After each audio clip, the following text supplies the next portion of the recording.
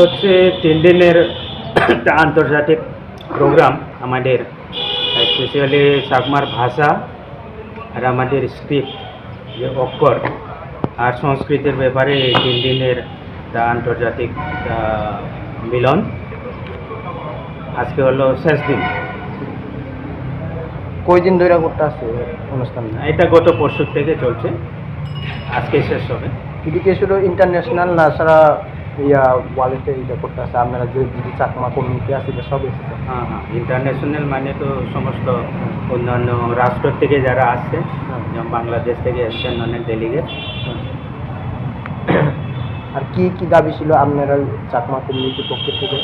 না, দাবি তো স্পেসিফিক কিছু দাবি না, আপাতত তো সরকারের তরফ থেকে তো, যেমন ত্রিপুরা সরকারের যে আমাদের মাননীয় মুখ্যমন্ত্রী মানিক শাহজি, উনি তো ইনগুরেশন প্রোগ্রামে এসেছিলেন।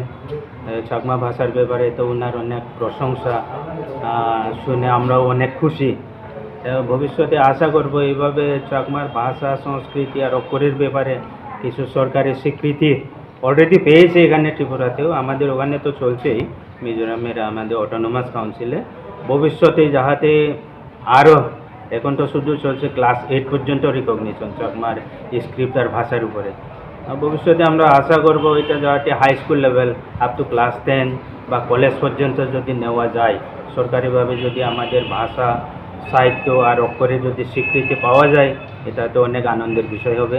এবং আমি আশা করব এই ত্রিপুরা, মিজোরাম যেখানে যেখানে চাকমা অধ্যুষিত এলাকা আছে, ওখানেও যদি এভাবে সরকারিভাবে স্বীকৃতি পেয়ে যায় তাহলে খুব ভালো।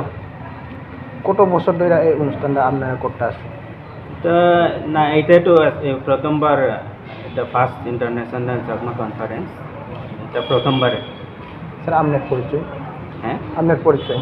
আচ্ছা, আমি হলাম মিজোরামের বিধায়ক ডক্টর বুদ্ধধন চাকমা, আমাদের একমাত্র বিজেপির বিধায়ক মিজোরামে। এখন বর্তমানে বিধায়ক আছি বিজেপির পার্টি থেকে। Thank you sir.